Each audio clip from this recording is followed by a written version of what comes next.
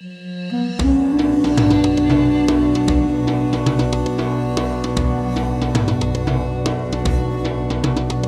afternoon, everybody. I'd like to welcome you all to the Halftime Talk feature interview series. I'm delighted today to be joined by Robert Mogielnicki, Senior Resident Scholar at the Arab Gulf States Institute in Washington, D.C., and an expert on the political economy, particularly of the Gulf states, where I'm based here in Dubai. So really looking forward to speaking to you, Robert, about the trends and themes that are dominating this region this year. I'm happy to be here. Thank you for having me. Well, great to have you with us. Lots to talk about. We'll try and fit in as much as we can. We like to kind of focus this program also as much as we can on energy, but it's not exclusive to that. But let me start with a question on that from a Gulf states point of view, and ask you what you think the point of view of Gulf states is today. We're exactly mid-year through 2023. It's been a very dynamic time for energy markets, for the economies here in the Gulf, and of course for China, US, etc., other producers and consumers.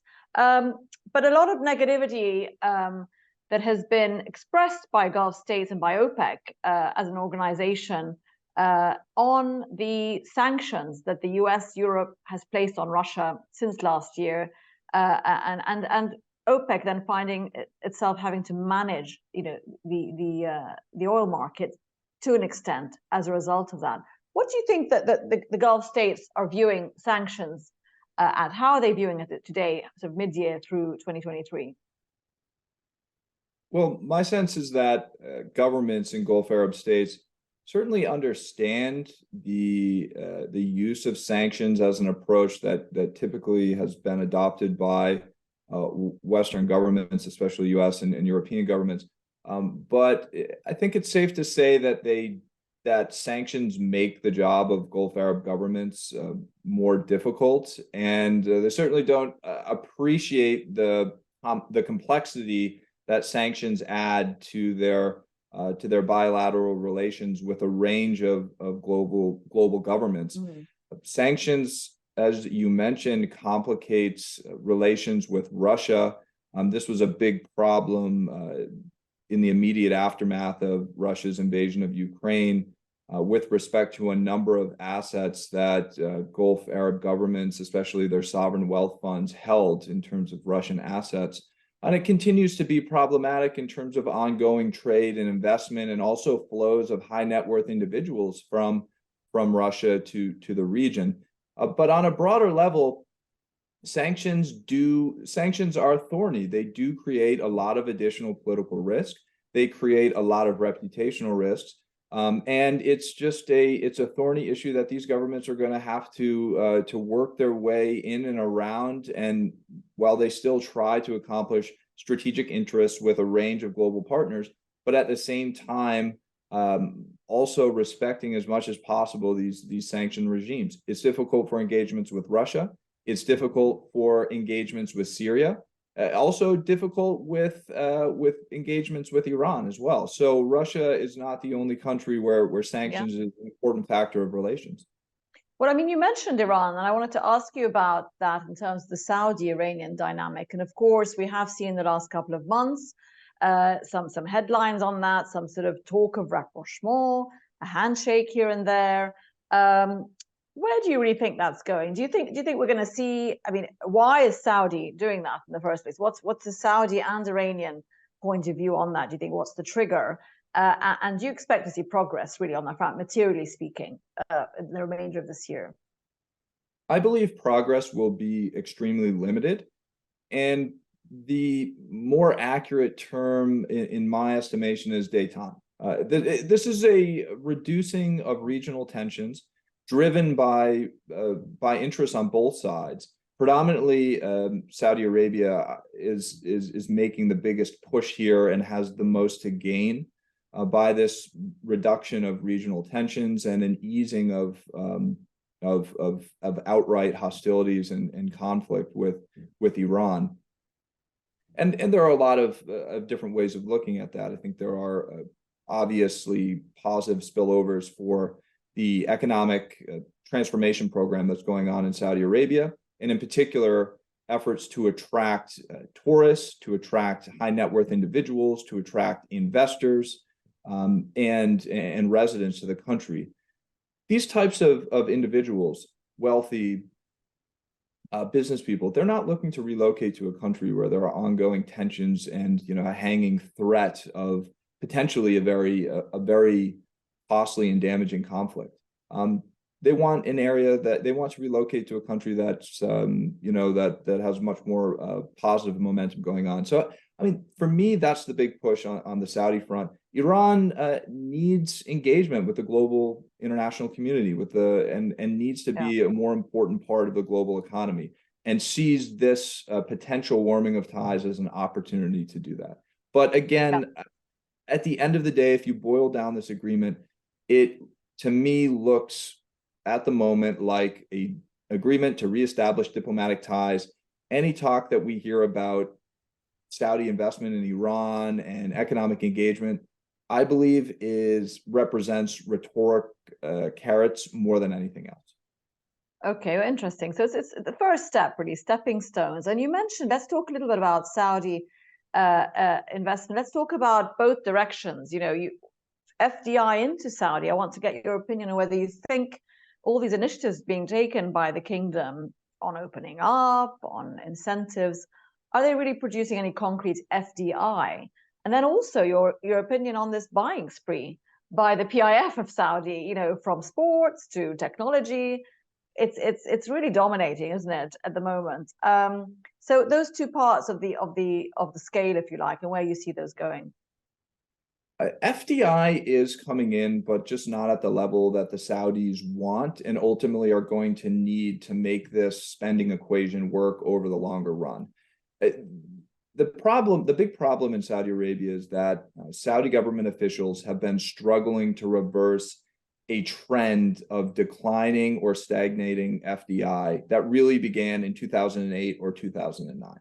And while over the past couple of years, there has been some fluctuation in inward FDI trends, and there have been a couple of years where some big ticket projects have generated larger FDI flows. For the most part, we have not seen a windfall of FDI that many had hoped for and many had expected, especially in Saudi Arabia, as the culmination of all of these successful mega projects and economic initiatives and the broader opening up of Saudi Arabia. So the big question is, are we going to witness some type of critical turning point or critical juncture where the FDI picture or the momentum really picks up on in terms of FDI over the next couple of years? Or will the state continue to have to be the main financier of these projects, not just for the short term or the midterm, but for the long term? And the long-term financial obligations, given the scale and the scope of projects, economic projects and initiatives underway in Saudi Arabia, I believe that's a burden that will be very, very difficult for the Saudi government to carry over the long run. Yeah, and of course, who knows what's going to happen to oil prices, right? If we see a turn in those in the next 12 months, everything is adjusted. I mean, let's stick with Saudi and investment and just being a bit current. We have the kingdom sending a huge delegation to the summer Davos in China, and of course, those relations with China have always been very important, and as a consumer of its energy, and of course, trade as well with Saudi Arabia. How do you think Saudi Arabia is balanced? Do you think it's doing a good job of how it's balancing its apparently sort of new geopolitical positioning, if you like, on the global stage, from its cooling off with the US to its warming up with the East? What do you think its true intention is in terms of its previous traditional pro-Western stance, and now is it shifting? There are just so many ways that you could look at this new dynamic of Saudi-China relations and try to categorize it or describe it. As you mentioned, some like to think of it as a turning away from the US. Others will say, oh, Saudi Arabia has moved squarely in the China camp because they see their future in terms of diplomatic clout and economic clout as resting more in Asia than in the West. At the end of the day, I see it more as a attempt by the Saudi government, and in particular Mohammed bin Salman, to raise the international profile of Saudi Arabia by enhancing global partnerships. And I don't see a lot of evidence to suggest that Saudi Arabia is actively looking to burn bridges with their American and European partners. Or even, I mean, they're actually the Saudi government officials and diplomats are very careful to maintain relations and to look for areas where they can to continue to improve those relations. But there's no doubt that the majority of efforts these days seem to be focused on enhancing bilateral partnerships with new and different players, not the traditional allies in Washington and in Europe. But looking for where they can make big gains with their partnerships with China, with their partnerships with Russia, with partnerships with a number of African and even Latin American countries. So looking across the globe and saying, okay, we have our traditional partners in the US and Europe, but where can we make big gains? Where can we, instead of doubling down on traditional partners, where can we look for new areas to expand opportunities, be they economic, diplomatic, or otherwise? And so in that sense, I see this engagement and this what does look very much like a new form of engagement, not so much as a balancing act, but as a strategy to rapidly increase the profile and the economic and diplomatic clout of Saudi Arabia on the world stage. Okay, and how is it being viewed from Washington, where you are, in that sense, this new... Not very well. The attitude is in Washington there's a bit of consternation about how that type of engagement is playing out. Now, I also think it's a little unfair if we're kind of taking the look from the Gulf states toward Washington to categorize the White House's, this administration's approach to their partners and allies in the region as you have to choose between us and them. It seems quite clear to me, based on all of the official statements and the top officials from the White House and diplomats, when they engage with their partners in the region, they say, we do not expect you to break relations with China. We expect you to have a continuation of diplomatic, economic, and other relations, as do Americans with a number of global partners. So, but there is some concern, there is some tension there's some concern here in Washington that Saudi Arabia in particular seems to be engaging with China in a way that is a bit more aggressive, a bit more visible, and you could say they're a little bit more willing to play the China card than many of their other neighboring Gulf Arab states and also Middle Eastern and North African countries that seem to be a little bit more careful and cautious in how they're engaging with their Chinese counterparts, especially in the non-economic realms. Yeah, I guess it is a new sort of bravado on the international stage, isn't it, by Saudi, and they're kind of doing what is in Saudi first policy, basically, as China, for example, has always done, and maybe you could argue every country has done that. Robert, let me ask you a bit about whether you think let's talk global economy, nervous economy, really, hasn't it been for the last year or so?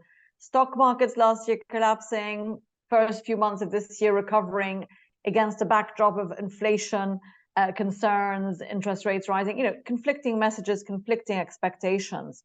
How much of that uncertainty, the buzzword of the year, is impacting, do you think, GCC economies, if it is at all? Well, yeah, the uncertainty is definitely weighing on global growth, and we can see that reflected in growth trends and investment trends in GCC economies and the Gulf more broadly. You had a bumper year in 2022. Growth was in the high single digits, record profits for energy firms, and that a lot of that momentum trickled down into the broader economy and the non-oil economies as well. And basically, this year, growth is taking in the region is taking a haircut, but basically going to be cut in half, if not more. So instead of high single digits, low single digits. These economies are still growing. We're not seeing a contraction like we saw in the immediate aftermath of the coronavirus, but there's a huge deceleration. And what that signals to me is that a deceleration of growth within the region will mean that investors and businesses, they're going to be cautious about their expansion. They're going to be cautious about their investments. They're going to be looking for good, safe areas to deploy capital and to generate returns. And in this environment where growth is slowing down, where investment is slowing down, there's a lot of concern, not just about kind of OECD countries, which again, same trend. We're going to see pretty low growth in these countries, but also a lot of concern about China. This was the area that was supposed to be the big bright spot of 2023. Everyone said China's opening up, especially by later in the year. There will be all of these positive global spillovers from pent-up demand in China after the opening, and that just hasn't panned out. We're actually seeing this recovery in China sputtering in many senses. Unemployment, these are all not causes for panic, but definitely something to keep an eye on. And I suspect Gulf, economic policymakers are going to be watching what goes on in Asian economies like China very, very carefully. Absolutely. I mean, and of course, the energy demand from China remains, a huge determinant of where prices are going to go at the end of the day. I mean, OPEC can only manage supporting the floor on prices for so long, and then we have to face the economic reality of growth globally, particularly from the large consumers. You mentioned the deceleration of growth in this area, for again being impacted more by what's happening elsewhere. But let's look at domestic policy within the GCC, Saudi, UAE, and give us your opinion on, in terms of being an attractive investment location and destination from the soft architecture, legal, tax, etc. Is it attractive? Is it secure? Like you said, people want safe investments. Do they feel legally secure, that they kind of know what they're getting themselves in for, even if the economic opportunities are there? On a broad level, GCC economies like the UAE, Saudi Arabia, Qatar do offer that relatively stable and safe, relatively stable safe haven for global capital investments, for business people. And we're seeing continued interest from high net worth individuals and investors and businesses across the globe.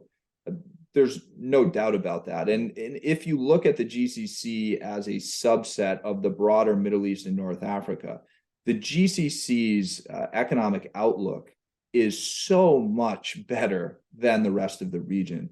I mean, good for the rest of the region, to be quite honest, is that a particular country is not mirrored in a massive, political or economic crises, or there's not some doomsday economic crises on the near term forecast. So when you take the broader region, when you compare the GCC's economic condition to the broader region, the GCC is sitting very, very pretty.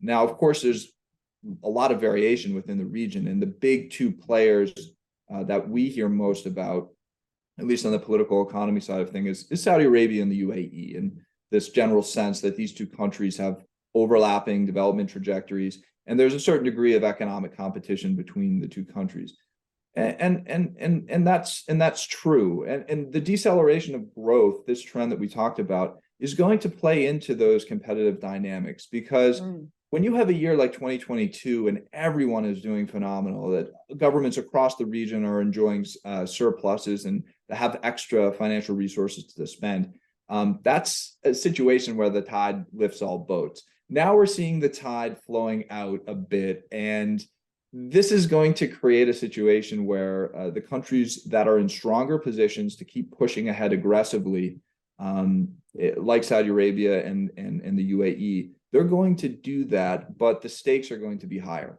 They're dealing with a finite supply of investments and firms and tourists, and they're going to try to capture as much of that as they can and secure their position for over the following years. It's going to be a tough sell, and I still at the moment see the UAE as having a bit of a lead, even though there's an incredible amount of interest in Saudi Arabia, just because of the economic heft that it brings to the table, the size of the population, the market, just the scale of the ambitions undertaken by Mohammed bin Salman.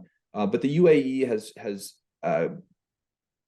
has consistency on its side and a demonstrable track record of regulatory frameworks, of consistent economic policymaking, and actually delivering on the economic agendas that its policymakers have put in place. And that is a track record that has unfolded over a course of decades, not a handful of years, which is what we're seeing in Saudi Arabia. So I think Saudi Arabia just is at a bit of a disadvantage just because of the short period of time that it has undertaken this very, very ambitious and aggressive economic and social transformation progress.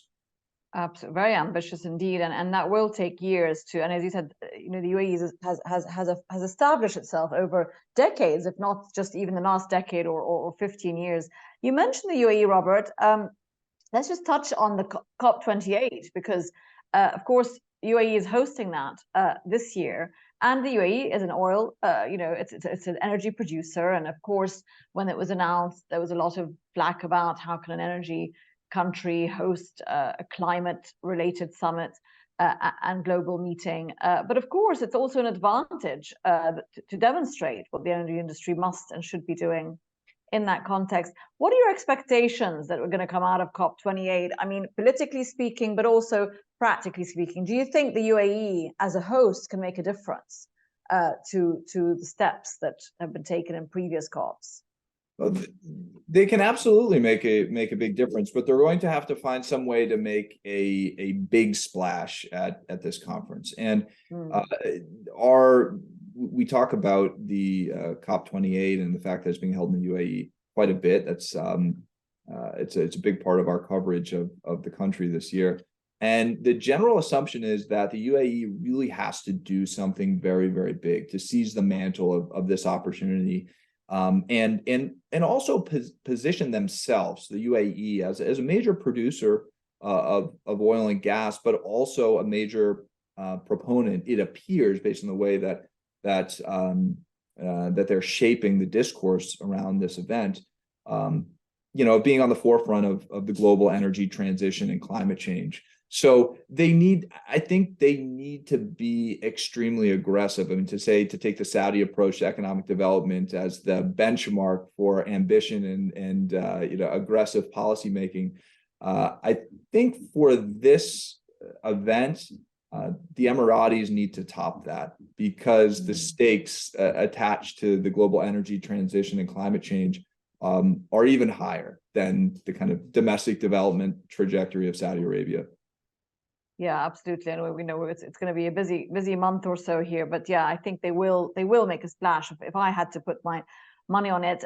Robert, before we let you go, I wanted to just ask about regional security, because again, that's one reason, as you said, Saudi has been, attempting a détente with Iran and vice versa for each of their reasons. They want to, secure the region, make it safe for investment. At least Saudi does, and Iran needs that too.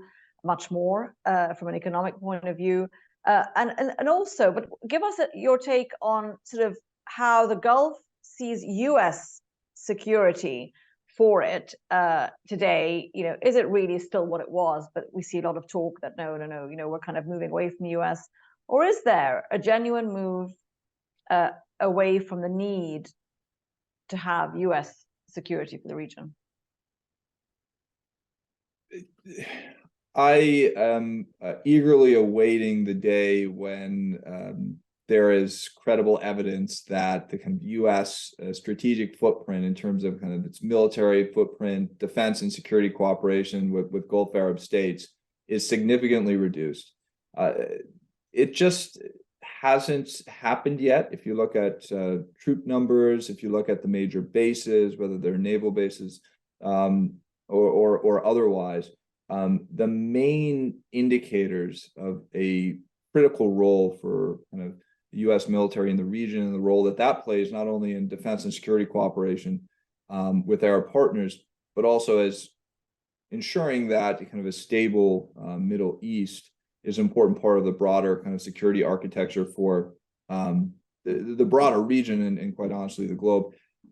All of that, all of the essential elements are still in place. What has happened is there's a lot of friction around the edges, and there are a lot of small things being done. Examples where regional governments express their concern that certain responses did not come fast enough or were not resolute enough. Maybe some examples of not renewing certain types of cooperation agreements and joint exercises. These small, I would say, not insignificant. These are ways in which partners can indicate a little bit of friction in the relationship and indicate where they're unhappy and why. But at the end of the day, I think the crux of kind of a strong security element to relations between the U.S. and GCC partners is still in place. And I think you'd be hard pressed to find evidence of Gulf governments taking any steps in the near term that would put that element of relations at risk in an existential sense. So this is what does worry some people in Washington, that maybe some of the engagement that's going on in Riyadh with Beijing might move the needle a little bit too far, and then the White House and other members of Congress might feel the need to overreact to kind of ensure that that type of engagement that has maybe gone beyond the acceptable bounds and crossed certain red lines would require a response, could not go unaddressed. We haven't reached that point yet, and hopefully that doesn't happen. Hopefully there's a good managing of relations, but that's the big worry in Washington. Okay, and I mean, just to wrap that one up, worry in Washington about the Gulf's approach to China, but what about Washington's worries about China and its relationship with China on trade, on security, IT, South China Sea, etc.? That's obviously had a pretty bad period of relations, if you like, the last few years. Doesn't seem to be improving much, despite recent attempts by visits here and there. Do you think the U.S. can get it right with China? Well, I hope so.